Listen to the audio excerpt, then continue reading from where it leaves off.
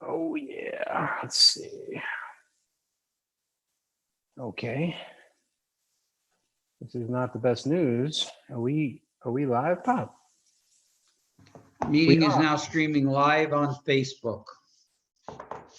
Jello. Alrighty. Not the background I was looking for. Let's see. Oh, we are live. There we go. You are on the Love Lines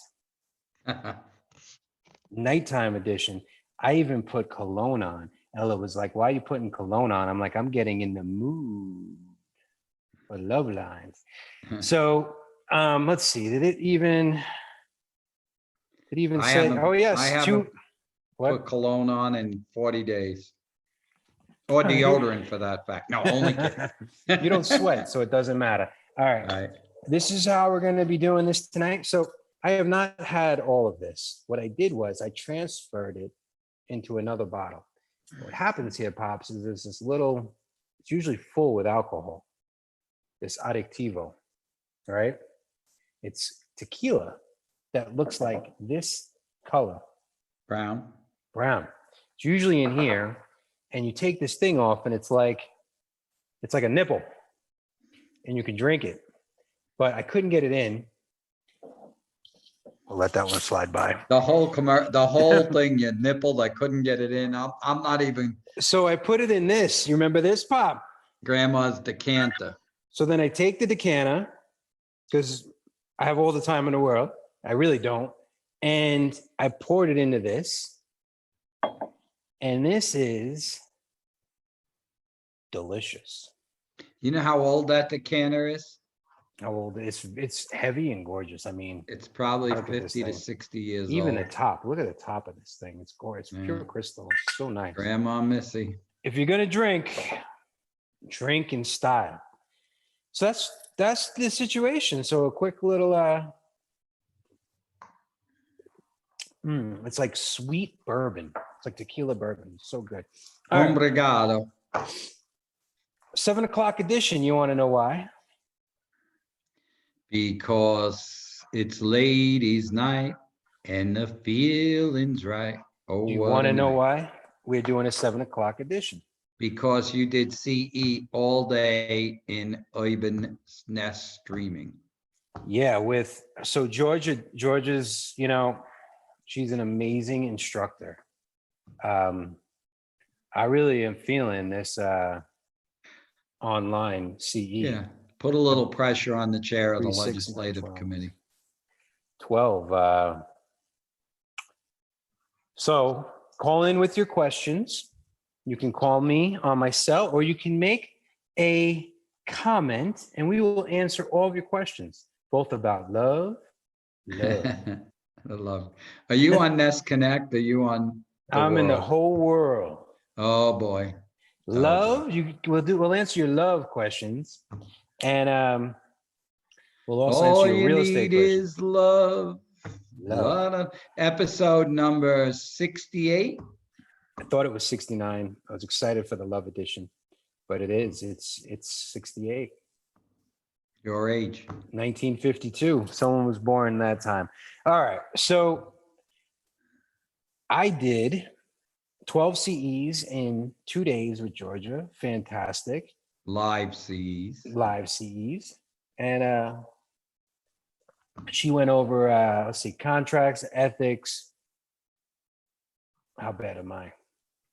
Agency. Agency. And the last one was Law. legal or legislator. Law, legislative and law. She talked about your, what's the committee that screwed up all the CEs? What's it called? It wasn't a committee, it was the board. Yeah. So we talked about that. In pure Senate and Congress fashion, add 12 CEs to the general masses and take away all 24 for 65 and over, just because George and Jack don't want to do CE anymore. Well, no, don't add Jack. Don't add Jack. It wasn't a don't. I'm Give just blame. busting balls. Relax. Yeah, George didn't. But here's the good news. We always talk about raising the level of professionalism, and it's going to be a little bit harder to keep our license And hopefully some of those people that violate will turn around and follow the rules. So it may be a good thing to have. I'd rather have more education than less. It's And, great. May 1st, I'd rather, NAR rule comes in effect that you have to have the house listed if you have a sign or advertising. And I said that in a meeting about the house in Red Rock by a certain agent who called me that one of our agents snitched. And we don't like snitches. And he get listed the house. stitches, snitches get stitches. I just dropped some of my drink. He listed the house today, even though it's not done on a redo, because he knows that come May 1st, that law is coming in effect and no one wants to break the rules. So the more educated you are, the less chance of breaking the rules. I think education's one of the things that's going to get accelerated quickly, not just in continuing education, but in college. And also my kids go to private school. Thank you, Grandpa, for paying half of private school. A lot of it, like, think about it, college 101, when you take all the 100 classes and the 200 classes, they're all just extra money and nonsense. You want to get to the 300 and the 400 classes. You know what I'm talking about, Pop? Like it's like English 101 or, calculus 303, right? And we need to evolve quickly because it's overpriced and it's just wasted time into quality education. That's less time, more quality. Like, for instance, I'd pay for a course if I was a business owner for you to sit down and talk to you. I would pay for a 3-hour course or a 3-credit course for $10,000, $15,000. Thank you. I'm available. Because you have real life stuff and I'm going to learn more going to work for you for free for 6 or 7 months, whatnot. So I think that's going to change. I rather take 12 credits of continuing education in anything than extra credits with a instructor who's just mailing it in. So that's just me. Agreed. And I love that the governor is making the community college have an air-conditioned school, a metal shop, so that you could get degrees or certification, because we need those now more than ever. And not everyone has to go to college, and not everyone is made for college. So I love that option is coming back into the world. Think about this. You know what I need? I need some music in the background. Think about this. Before, even just coronavirus alone is going to change the way we do everything, right? So if you're in business school, and let's just say you're at Harvard Business School right now, and before this all happened, you're paying a lot of money on how things are done.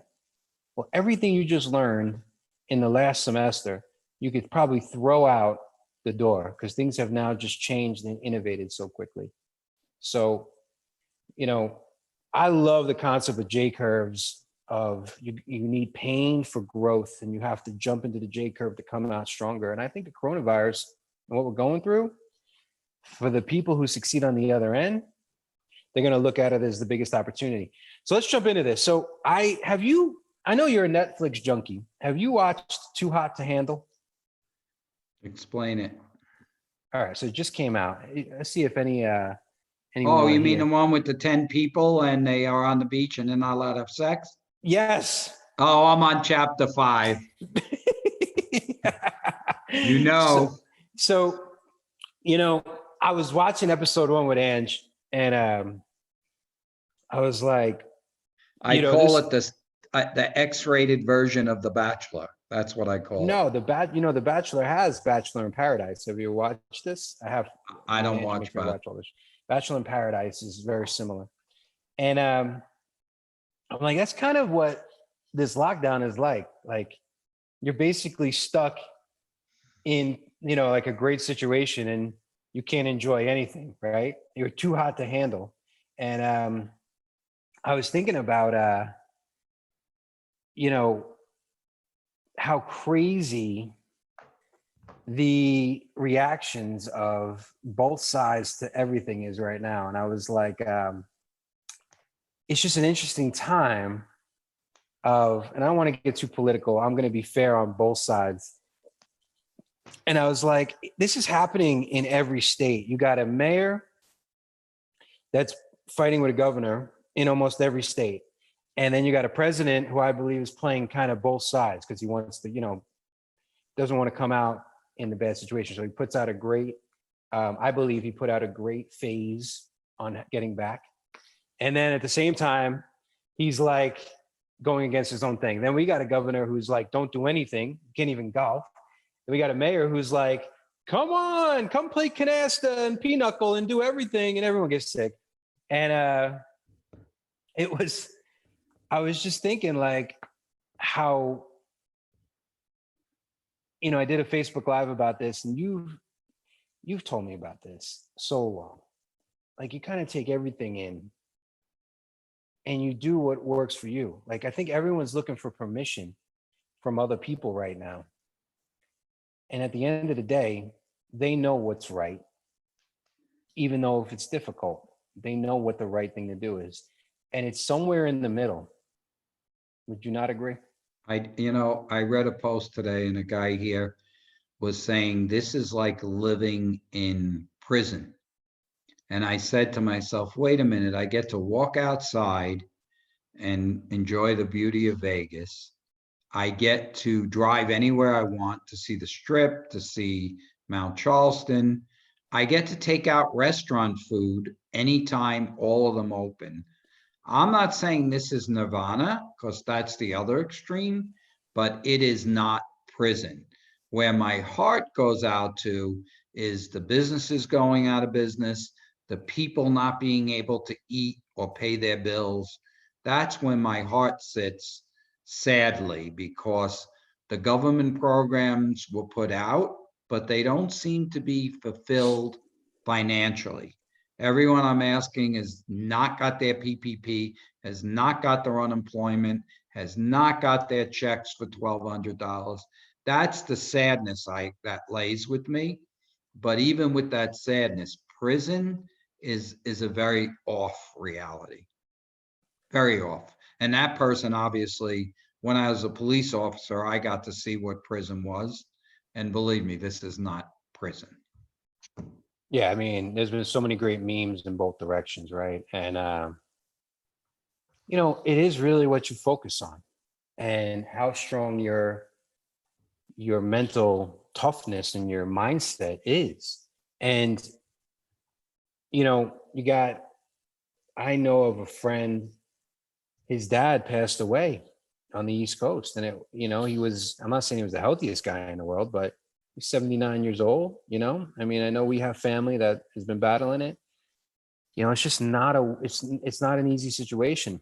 And I'm super, super grateful for so many things. And, my one of my mentors, Tony Robbins, he always has this great saying that it's impossible to be angry and grateful at the same time.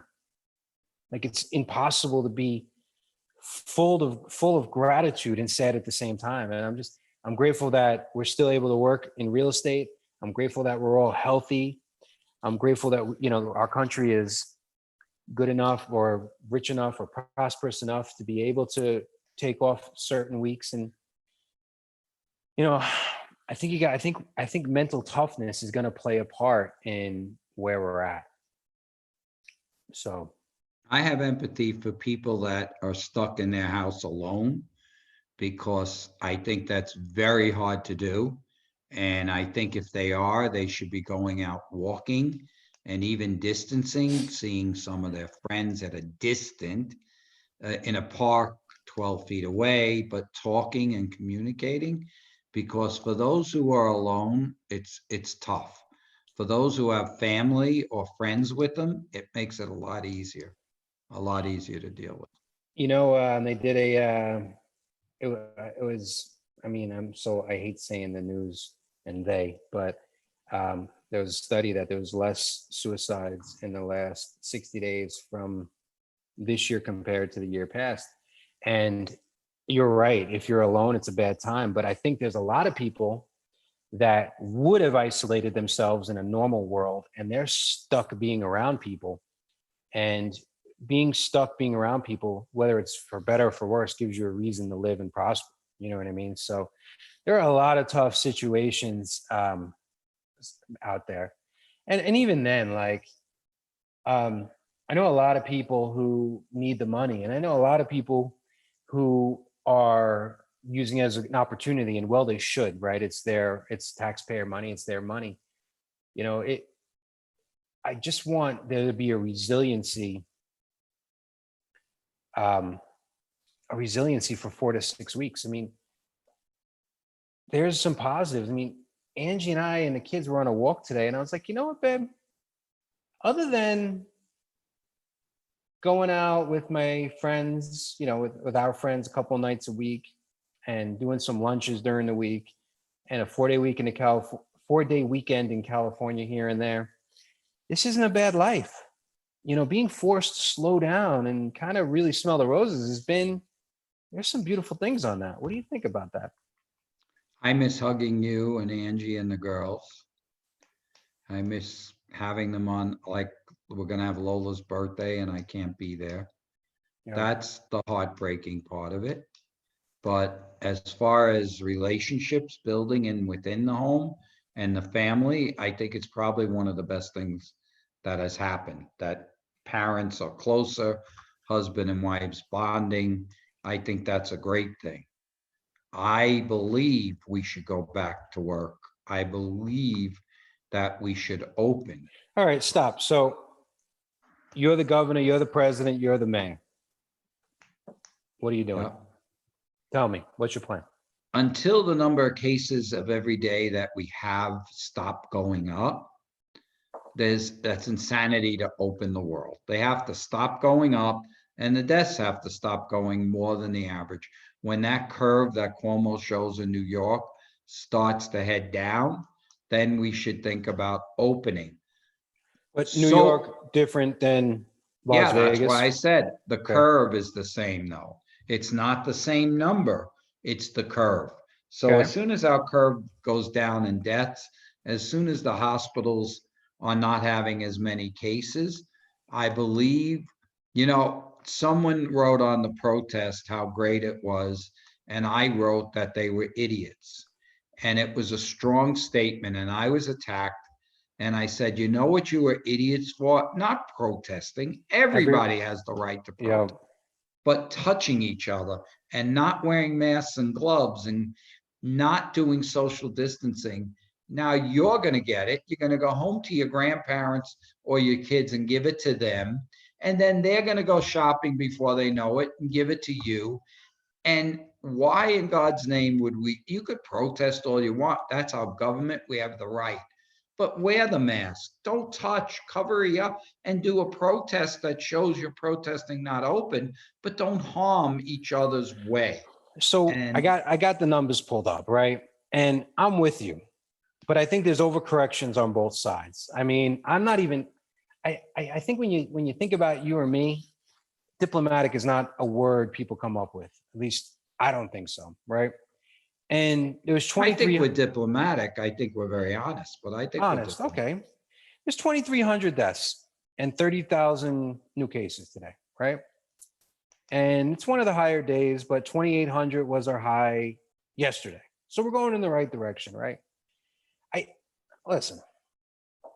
I think you have to have a conversation with people, and I think that's what people aren't having. I think people doing one-liners and they're taking hard stances, and it's like they're defending their football team, right?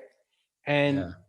when you have a conversation and you're forced to consider the other person's point of view because maybe you like them, maybe you want them to like you, maybe you love them, maybe you respect them, regardless, I think then the conversation gets better, right? So I think if you're a leader, you gotta be conversational with people, and you gotta be a good communicator to the point of it's like, listen, this is what we're going to do. Because even though I'm on the same page as you, when people say, well, you can go into Walmart or Target and there's 5,000 people on top of each other, but you can't go golfing. Even though I'm all for social distancing and staying home, that makes sense to me. They're 100% right. I agree with that too. Golfing, Here, for instance, on my golf course, they were all forced to take separate carts. I'm on the tee box, so I watched them social distance from each other. They're outside in the sun where the virus dies. So I'm rational, Dave, and I believe that golfing should be one of the first things to open. And I understand that people need jobs, but we have to do it cautiously, because another point that you made in many conversations, if we open them and no one believes in the opening, who's going to go? So if we open a casino, who's going to that casino? I'm not ready to make that commitment again. And believe me, the After video poker today, machines are there, but after I'm not today, no going one, in. after today, no one's coming. Oh, And I our, get, listen, was Anderson Cooper going after her? Yes. Was she sounding like not the most intelligent? Yes. Like, but I get her point. Listen, if you look at it, you're like, you see a woman who is a little bit older, who really doesn't want her city to fall apart on her watch. She sees the people that are struggling and she wants, I mean, listen, the right way, the thing that's the right thing to do isn't necessarily the easy thing to do. And I get her point of view. And I also get Sisolak's, the governor's point of view. I mean, I wasn't in love with that either. So I'm looking at this from a perspective of like, you should have just give someone a date. I mean, I get it. Like, we're going to wait and see. But if you say May 15th, take the noise. You're a politician. That's what you signed up for. And then say, things go better, we'll open May 15th, maybe May 12th. If things don't, we'll discuss it when it happens. I still think it should have been a date yesterday, maybe opening up a golf course or doing something. What do you think? I think that's what hurt them. But I do understand about the curve. And I know that the deaths aren't as much as they expected. But if anyone that's listening had a relative or a friend get sick, Sherry KK, who's an agent, when she got on and said, my husband's in there with pneumonia, my daughter's in there, and now my son is, and those were her two only children with her husband, Scary. my heart was breaking for her. And fortunately, they all got better. But then Yeah. when you hear an agent of ours who had a 65-year-old healthy mom and she passed away, then I look the other way. And then my niece, who's 46 years old, is telling me the step-by-step of the disease and how her fiance almost died with it. It's tough to listen to all that. So do we have to go on? Absolutely. What are we going to do? Close up for the rest of our life? Absolutely. But it's a new world. It's a different world. We're working. Real estate is essential, many businesses, but we need to go on with the precaution of our new world. So I was having a good discussion. My buddy, I love him, Todd. He's been aggressive in another direction. I love him. And we were joking around. And, this is when you can have a debate, when you really care about someone and you love someone and you respect them, but they're passionate about something and they're maybe saying things, aggressively. We were talking and he was like, we were on Facebook and he was saying, our hospitals are empty and everyone's fine, right? And Todd, like me, has two girls, or not girl, he has a girl and a boy, but he has two babies. I call them babies. And I said, Todd, knock on wood, I've never gotten a car accident with my girls in the back seat, but I'm still going to put the car seat on every time. And I think that's the precaution, And right? I'm going to make a statement because I know who you're talking about. Do I think the parts of the state should open differently? Absolutely. The North is not getting hit as hard. The houses are farther apart. They're doing a phenomenal job of social distancing. I think some of our cities in the North are probably ready to open with precaution. Now, almost ready to open now. I think in Vegas, where we're closer and it's going to take a little while longer, I think that if we have tourists come back and everybody gets sick, We got problems. I think that's a 3 steps, when we used to do may I, 1 step forward, that's 3 step backwards. And I heard the mayor say, oh my God, they're always cleaning out casinos. are the clean, well, first of all, what planet is she on? Our casinos are not the cleanest, but cleanliness has nothing to do with someone coughing on you and giving it to you. So I am all in favor of the North doing it now with precaution, and maybe in a few weeks, us starting with, I thought the president's phase 1, 2, and 3 was excellent, Me the too. way he graphed out what would come. And I think that maybe now or May 1st, we do the North and with precaution and caution. And then maybe May 15th, if the North goes well and the cases don't start growing, we do the South phase by phase. We have to open up. We have to live. The Yep. world is going on. And I also think it's very valid that there's choice. I could choose not to go out because I am 60 with I had a prior Did you heart say condition. 60? 60, yeah. I may choose not to go out. You're 40 with no prior Thank heart, you, 42. no prior conditions at all. You may choose to go out. So I also think it's choice. But if you chose to go out as your father, I'd be saying, Dave, if you go out, I want you to take every precaution in the world if you're out in the world with face masks and Purell. And I think we're lacking a few things, but that's my opinion on it that you're bringing up. Yeah, and you know what? We need to stop with the politics. And listen, I'm not above it. Don't get mad just at your politician because the politician is against. Like, the irony of our state is the president is Republican and our governor is Democrat. And the irony of it is they're doing the same thing, right? Are you following me? Yeah. Are you right? So you got President Trump and Governor Sisolak, and they're actually working together. And President Trump came out with his phases, and Governor Sisolak is saying, yes, we're working on the phases. We're not even able to get into phase 1. But yet people are losing their shit over Governor Sisolak if they already don't like him, if they're Republican. People are losing their shit off of Trump if they don't like him. The irony is, like, it doesn't help the conversation when you can't have it both ways. And I think we need to remove the politics out of it and just look at the plan. And that's where, like, people are just, they're getting frustrated and they want to rage it on somebody. And they don't realize that it's just, it's inside. It's the fact that they think they have control over their situation, but there is no control. Like, we really need to become more Buddhists here and just We accept do. the fact that control is illusion. What? Well, let's talk about me, for instance. I think I'm one of the most social people in the world, more social than you. I like to go out every single night. I like to eat dinner every night. I like to be with people in meetings every single day. And then on the weekends, do more and travel. And I am not the guy that enjoys being in the house.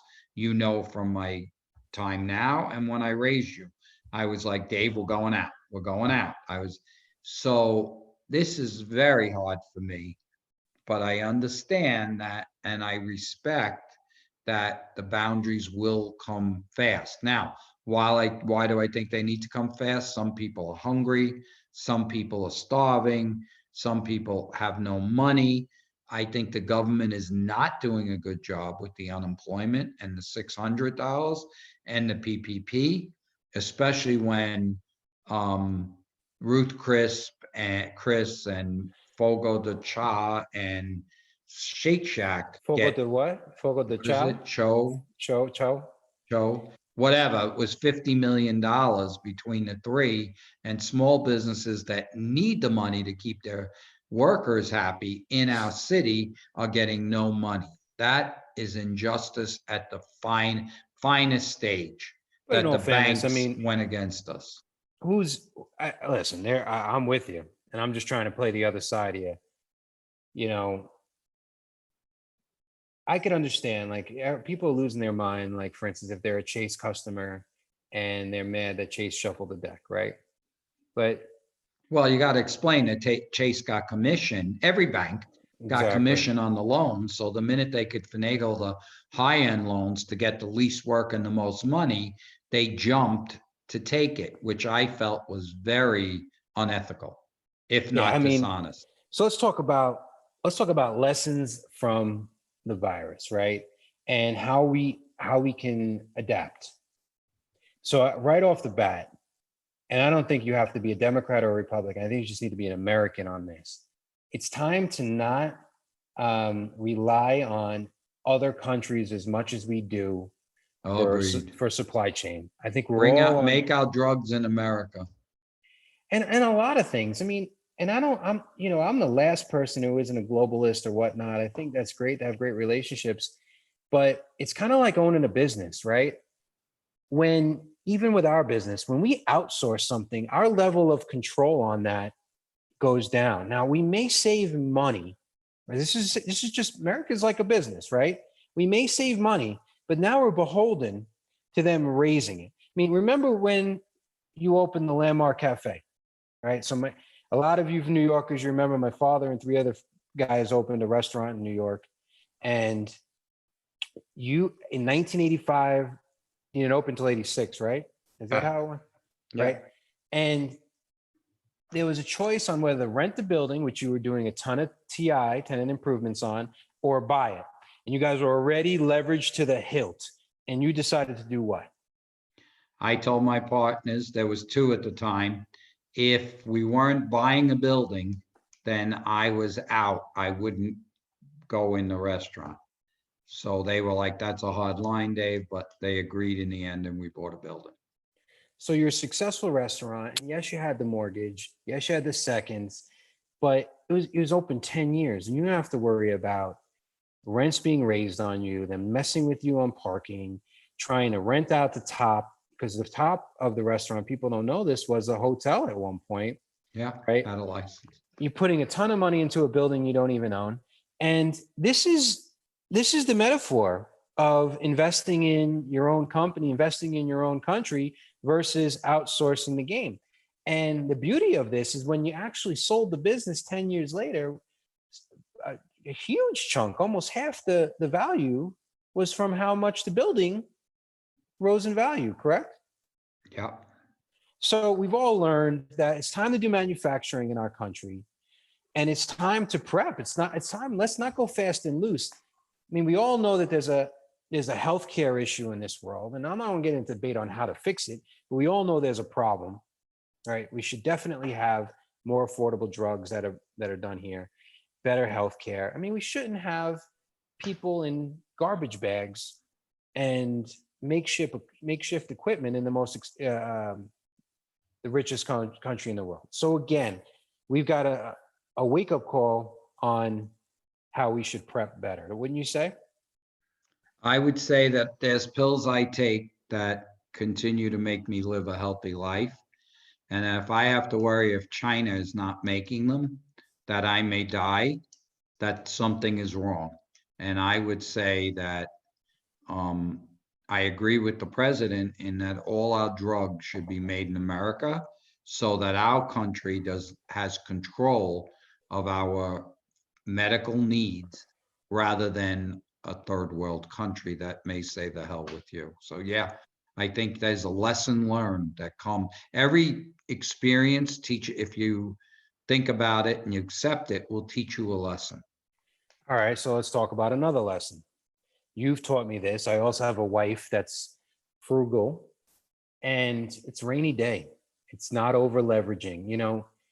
I'm not here to be, Uncle Dave here and, reprimanding and having hindsight. But if you're healthy in all phases of your life, you should be able to handle 6 weeks with a breeze. All right. I think that's called not living above your means. And you've always been such a non-materialistic person, and you've always taught me to live below your means, like you said, and have enough money in the bank for 6 months, 8 months of, oh my God, just in case. And I know some people have it tough, and I'm not here to judge, but not no matter how tough, but the majority of people could easily live below their means, whether it's waiting for an iPhone an extra year, or A it's new iPhone. exactly, or leasing a car that's a little bit cheaper. And I think this is a little bit of a reset. So Joe's saying, but how, as a 1099 employed person? Listen, that doesn't mean you can't save money. I mean, Angie and I could easily be living in, and so could you, be living in the ridges and leverage to the hill. And here we are. We're lucky that our business, which isn't a huge margin business, can sustain 3, 6, 9 months. Personally, we can sustain for a long time. And that's with us taking losses that I think most people would go, oh my God, you know, not to tell too much personal, but we have 6-figure expenses per month as a business and no guarantees of money coming in, right? Hello? But we have tons of reserves because we were smart. We've Of cut our course. salaries because our ego is not big. Yep. And we've hunkered down, and hunkering down is what gets you through the storm. And everybody that works for us knows the office rent is paid, the commissions are paid, and they don't have to worry that, oh my God, I made this money and I'm not going to get it. But that's what it's about. It's about doing the right thing. It's about not BKing the company and not paying the agents their commission, or selling 23 of short selling 20 of our rental properties when I'm making $5 million. It's But you're about not. it's about integrity, which is something I believe you and I strongly have. Our values are definitely in alignment. And I just want to hunker down, or not hunker down, but I want to bring that point home. Maybe I'm living in Pollyanna world here, but I think we should have the mental health, physical health, financial health, and relationship health that we can handle 4 weeks without losing our mind. Like, for instance, if your relationship health with your kids and your wife and whoever you're in your house with is not good, it's going to be exposed in 4 weeks in a home. If your physical health isn't good, you know what? This is one that I haven't taken care of as well as I should have, right? Italian man's curse is food. Um, Physical health, this is a great time to have your physical health in place so that, God forbid, you get this virus, you have a better shot of beating it. Mental health, how are you looking at this situation? Are you going to go crazy in your house, or are you seeking out the opportunities to pivot and learn and grow? And then what do I got? I got body, mental, and then financial health, in order to make it nicely through 4 weeks without having to struggle. What are you doing? You switching What it do you up? see? The Buddha. A Buddha. That's who you could relax and look at, a Buddha. I'm showing you, I So, have a Buddha out my window. so I've had this theory, and I'm curious what you think about it. A lot of people are trying to hold on to pre-corona life, and they're saying, I want it to go back to the way it was. And in my brain, this has just accelerated what was already here to come, especially in business, but in many areas of life, right? We are already ordering food to go. We are already having less and less space. We are already working more remotely. What do you think of that?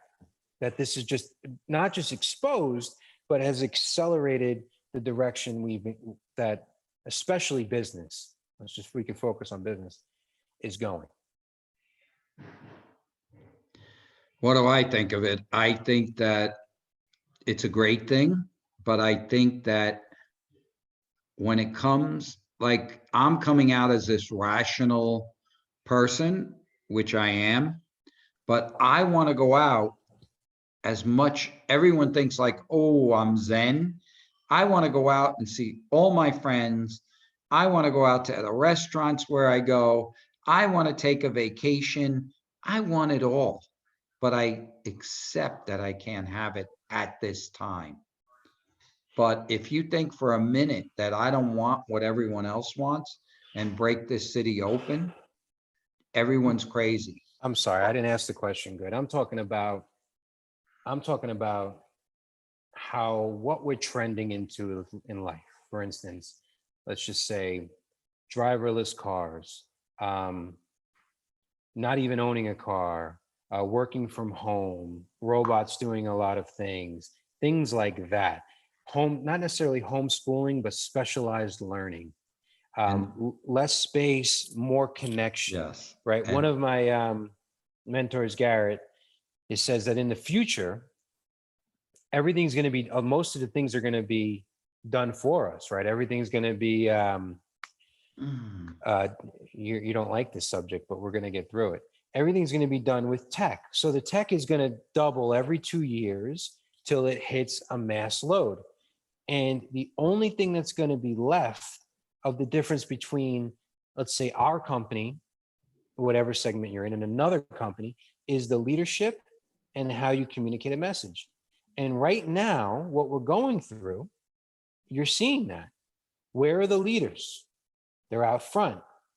The people who communicate a message. The people can be like, all right, I survey the landscape and I see the chaos, but I can still say where I got to go and what I have to do and stay calm, right? right. When I'm on the sidelines, I freak out. When I jump into the game, I'm in the game.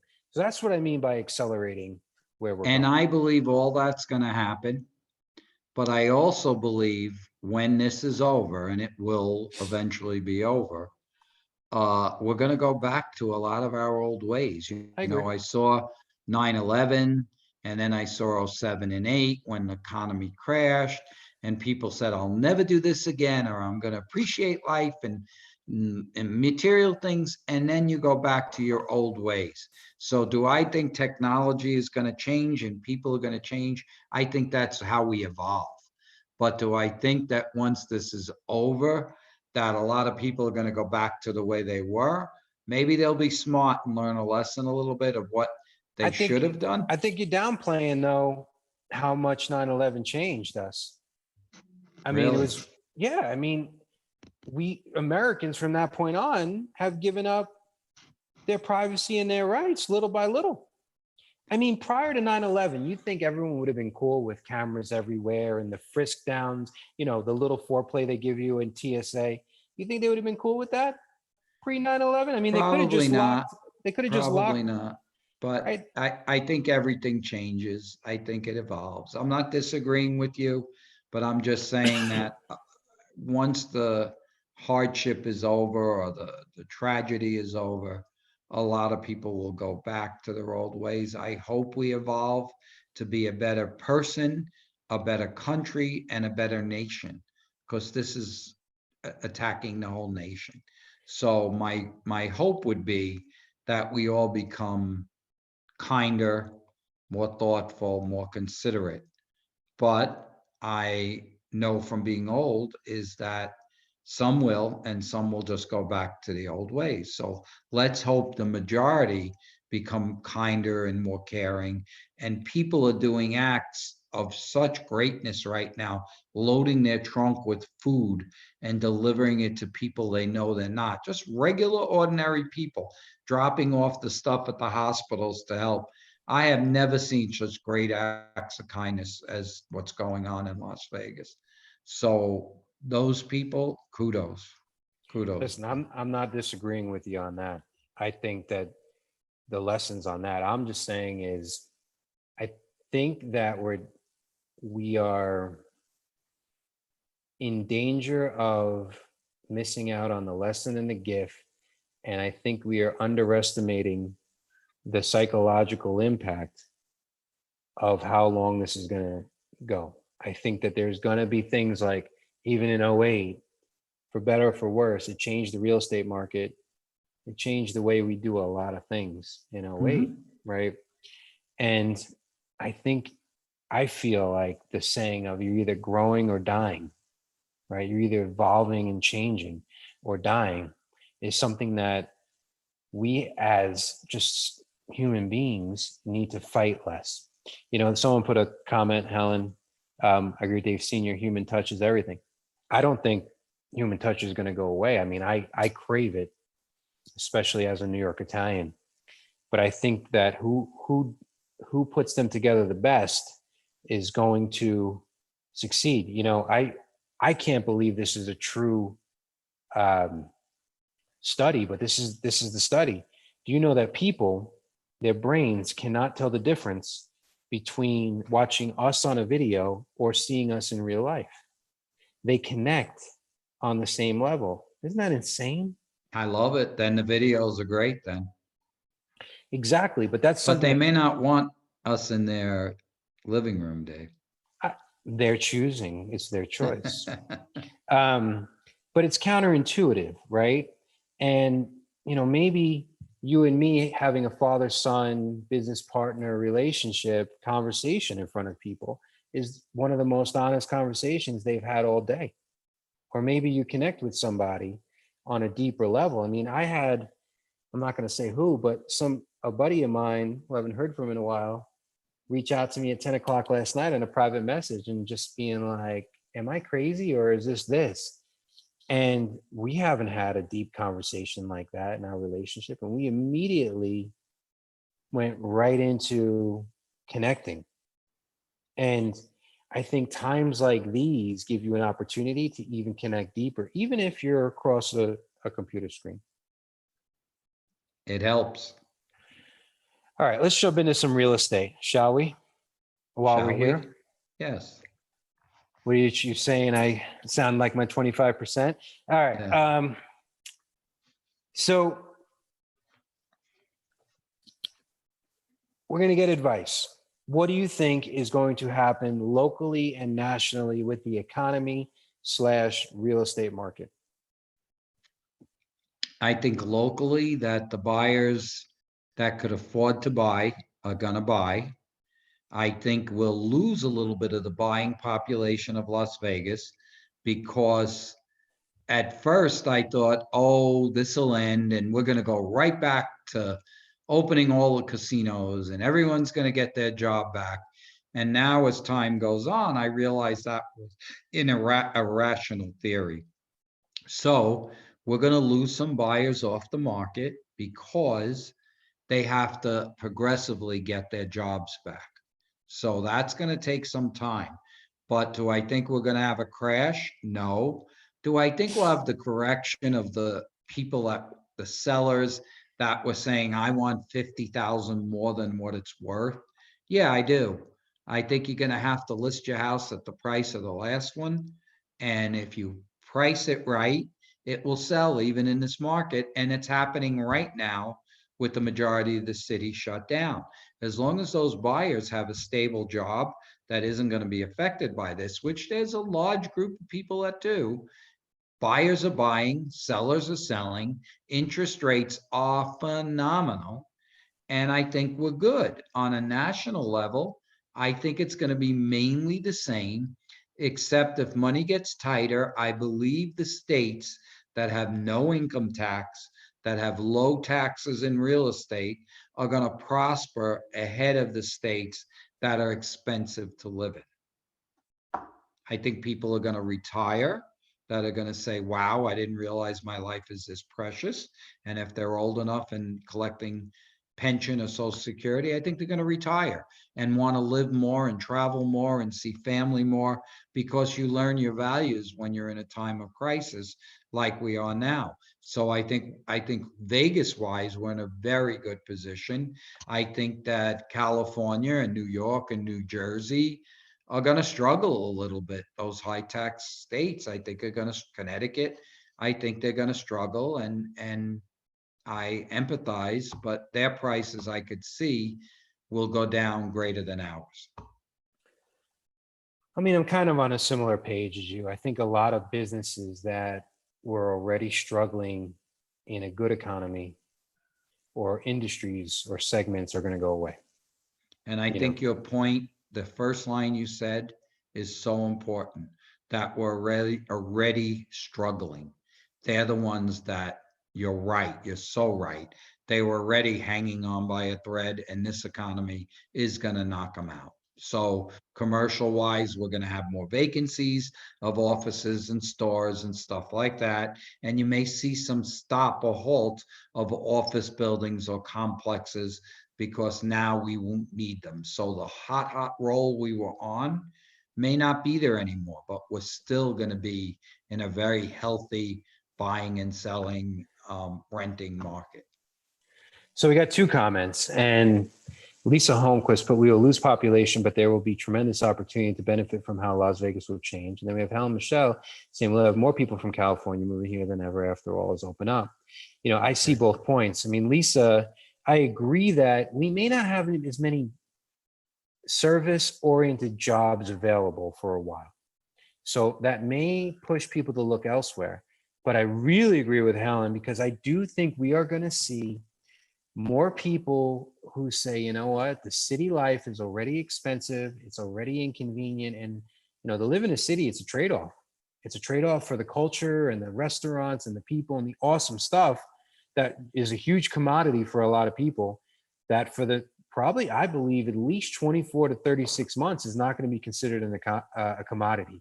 And I see people definitely choosing a more rural place, whether it's people in New York going further out into the mountains, or whether it's people from California getting further away from the hustle and bustle. So the question is, though, Pop, will there be enough jobs in Las Vegas? Because we need to diversify. Will there be enough jobs if we have New Yorkers, or excuse me, East Coast, Midwest, and Californians coming to us because the juice isn't worth the squeeze anymore in their cities? Are there enough jobs, or are we going to get a lot of retirees that can just enjoy Vegas and the weather and the things? I think a lot of them, maybe 50% will be retirees, because your dollar goes so much better here on Social Security and pension. I also think to handle all the things that you're talking about, we're going to need workers, more doctors, more nurses. Those shortages are still sitting there. So as the population grows, we do that. Should we diversify a little bit? It's always good to diversify, but up until now, our casino, our shows, our stores, and our restaurants have been very successful. So I think the point you made is so solid, that the people that were successful, once we reopen, are going to continue to be successful again. Yeah, but it's what I'm concerned for is the gyms, the bars, the clubs, the restaurants, the casinos, because in the beginning, why you smile? I'm laughing because I think the bars, alcohol has been up, sales have been up tremendously. So that's because they're not in the bars. You're just The- picking, you're picking it apart. I get to ask all the questions and you get to break my balls. I Yes, agree. that's I'm been sitting the here. role of my life. But no, I get it. Like, I'm with you. But I'm saying is, all right, let's say I'm a local tavern video poker bar, right? That serves Right. good food. And I want to make my clientele feel comfortable, safe, and secure. It's going to require Tough. some changes, It's tough. right? So maybe I have to pull out a couple of machines. Maybe I have to pull out a couple of tables. Now I'm having less income inside of my gaming, less alcohol sales, and less food sales. Now I believe the ones I'm all, you know me, I'm about how do we solve these problems? There's more takeout food. Maybe you got to raise prices a little bit, which is going to be hard to do when people aren't making as much money. But I agree with you. But a lot of businesses that were thriving beforehand won't be able to survive with the reduction of those three things. So there's going to have to be a lot of innovation, which I believe we're going to see. Innovation, a larger bar could move the video poker machines on all four sides and space them, which is something new, but could be done. The Albertsons Smith's bills that I have will go down 75%, because I'm sick of cooking and eating at home already. And my restaurant bills will go up 75%. So it's a changing. I think I didn't realize until I realized what people said. The casino says we're opening, or the hotel, June 1st. Their bookings have to be 2 months in advance. So it's going to take a long time to catch up on those bookings and get it to the same place. But But you also I, got to watch the overcorrections, right? So what happened in the first couple of weeks of lockdown? Everyone said, okay, I can't go to the bars and the restaurants. So they all flocked to Red Rock, the Loop, right? Or people in coastal towns, they all flocked to the beach. So it kind of it kind of ruined the point in the first place, right? So the irony is in the after this, I'm going to make my prediction now that people are going to flock to the resorts in like the mountains, right? Everyone's going to be trying to distance outdoors, which is going to be ironic because they're all going to be in the same place. Whereas the casinos, you'll probably be completely empty, and that'll be the safest place to go, right? Because everyone's going to go in one direction, and that's probably going to be the best time to go play your video poker when no one's sitting in there because no one's going to have the, And they're bring gonna, my wipes exactly your hazmat and my suit. gloves and my mask. And if they ask me if I want a drink, I have to put a hole in my mask so I could, I mean, we joke, but this is what we're going to see. I mean, I read Win, the guy, Matt, was it Matt Maddox or something from Win? Some smart man. really good ideas. I think corporations are going to impress the hell out of us. One of my mentors was saying, we're going to see more innovation in the next 5 to 7 months than we've seen in the last 5 to 7 years. And I think that's where we're at our best. You know, I was thinking of video cubicles. You go into a cubicle and your machine is in front of you and the cubicle is sealed, like a phone booth, for instance, only all glass, and you'd be safe in there in a bar. It's going to be more isolating, but I'm just giving you examples sounds of, like a ton of fun. well, it may be fun if you win a royal, you know. So, all right. So we've been going at this a little bit. I want to make sure we get to this a couple, just two more points. I really want to double down on listening to your own voice. And I don't think he's on Facebook. And if he is, I don't care. Here we go. So I'm not even going to call him out. Somebody's husband that's related to my wife, that whatever, from the past. He used to say to me, he asked me how Urban Nest is going, and he would start giving me pointers on how to run Urban Nest, right? And he never owned a business in his life, right? And I would say to myself, I'd say to Angie, actually, I'm like, the ball's on this guy to give me advice on how to run this business, right? You paying attention to me? What? Me? Yeah. You talking to me? Yes. No, I'm talking to myself, apparently. Of course, I heard everything. The testicles on this guy to give you business advice You on your wimp, business you when he wimp. never. You won't even say it. I don't curse on it. The testicular fortitude of this man to give me advice. So I'm trying to get to a point. And my point is this, like, if I was mentally weak, I would be taking the advice of someone who's never owned a business and never been in business his entire life on how to run a multi-million-dollar business. That's the way I believe people have to guard their personal opinions. You know, I had the conversation about the bullshit filter a couple of nights ago, but don't take advice from other people that they don't know what they're talking about. You have to be comfortable with your inner voice. You have to have that strong inner voice. I mean, I don't have to ask you. I know you're trying to be diplomatic, but you don't give a shit if this politician says this or this politician says that. If you want to sit in there till June 9th, you will. Yes, I will. And that's okay, right? And I think that is so important because that's why I've been kind of like not pushing hard, but I'm pushing people to think. Like, is that your thought or are you just regurgitating somebody else's thought? Like, The inner voice has led me my whole life.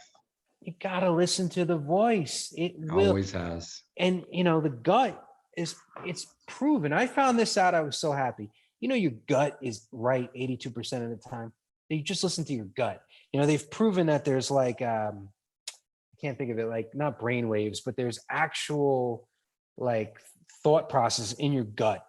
And you gotta follow your gut, not the politician who's only telling you half the story, not the YouTube video some PhD that's not a PhD. I've seen more people that have fake doctorates in infectious diseases than I ever have. All right, so that's Hence the saying, my gut feeling. my gut feeling. But even that is, Your gut still has to have facts. All right. I'm going to leave it with two more things. And one is everybody loves an underdog. And I don't know about you. I do know about you. I believe we play our best when people count us out. And not just Vegas, not just United States, but even the world. I love being the underdog. You want to know why? Because you could attain to win. You got nothing to lose. Yeah. You're already expected to lose. And when you're the underdog and everyone's like, this is it, this is the end, then all you got is what's in front of you. And I believe you're not held back by all of these outside feelings and nonsense that prevent you from thinking outside the box and giving it a shot. And I believe we're in this underdog status right now where the sky is falling. And not enough people are saying this too will pass, this too shall pass, and they're not having faith. And I've been having this conversation a lot of replacing faith with fear, or excuse me, replacing fear with faith. You know, the climb up the mountain is difficult, especially because you cannot see what's on the other side of that mountain. But you have to have the faith that once you get to the top and you get over it, that what's waiting for you is good stuff. All right, any parting shots? Ain't no mountain high enough to keep me from getting to you, baby. 68 of these, and you still cannot focus. I'm focused. I was listening to this song, this Billie Eilish song, and it's so interesting. It's called Everything I Ever Wanted. And what I love about it is she had a dream that she got everything she ever wanted, and it wasn't all that it was cracked out to be, right? And the point of this dream, or the point of this song, is that don't wish to get everything you want. Wish for the hard times and the struggle, because that's where you grow. But there was one thing in this song that I loved, and it was, as long as I'm here, no one's going to hurt you. And that's what you've always said to me, right? That I'll always be here for you and I'll always take care of you. And, you know, I used to joke with girls I dated. I used to have all these lines, and I'd say, women are easy. This is my big freaking line, right? And I say, you got to take care of their head, their heart, and their, whatever. And I said, you got to make them laugh. You got to make them feel desired. But the last one, I believe, was for all of us. I think we all want to hear at the end of the day at night, baby, everything's going to be okay. And I think that's the case. Will you stop texting while we're doing a Facebook Live? You're not even paying attention. I hear the click, click, click, click. All right, I put the code in to see, and this is for everyone, to see how many miles, how many steps I walked today. Because, wait a minute, I will run around the circles in my house to get to 10,000 steps because I am not dedicated in keeping myself healthy. That's what I was doing. And that had to be right then and there? Ain't no mountain high. All right, I'm going to finish this whole bottle because of you. And, oh my God. Listen, guys, we're going to be here for you if you need us. I'm not going to speak for this guy. Look at him. But call me. I am available by phone to anyone that wants to talk. And it'll only be paying 20% attention to you and doing something else. 592-7166. Call me. Private message me as well. We're here for you, not just our Nest people, even if it's, and you know what? You're here for us, because talking to you guys makes me feel as just as good as. Is there any questions on Facebook? There's not. I think they're just kind of watching. We've been up to like 50, 30, 40, kind of just watching us yell at each other. I want to Maron me with you. You can't do anything. Maron You me. can't You know, touch me. I even asked him if we could meet on our walks because we walk with the kids and he walks. No, I don't want to meet. Are you going to come over for Lola's birthday and at least be in the street? Yes, but Are you you know sure? why? Wait a minute. You want to know? I'll be honest to everyone out there. Why I don't want to do that? You're going to be honest for once on this whole thing? What? Because it'll break my heart not to run up to them, hug them and kiss them, bite their necks and hug them like I always do. To see them will hurt me even more than not seeing them because I want to have them in my That's arms. fair, but is that true though? You don't you want to see them though? I will see. I have to come for Lola's birthday. Especially we're all coughing. And that's the thing. Ella's had a cough for freaking 2 weeks, like she's a smoker, and we don't even know. And like, how do we know? I don't know. She could have it right now and we could all have it. She has allergies. Calm down. Even if she did, wouldn't it be nice to know if Yeah. she had it? I mean, I'd Yeah. want to know. Like, it'd be great to know if all four of us had it. So that Go on Sahara. The place got closed down for bogus tests. Go there. it is what it is. All right, guys. That's the night edition. Same as the daytime edition for this guy. I thought he'd have a little Barry White in them today. You'll never know. That's Barry White. All right. I'm gonna That's, go eat. That's my problem. I didn't eat and I walked 10,000. 7 o'clock was a thing. You didn't eat? You didn't put anything in your mouth beforehand? 8 o'clock. I know, but we did this at 7. You didn't plan? I was doing my steps. I was walking outside. I'm going to go watch Too Hot to Handle. Okay, have And fun. then my pregnant wife say, ain't happening. I'm just kidding. All right. Oh, you Take care. better go. Bye. Bye-bye. Bye.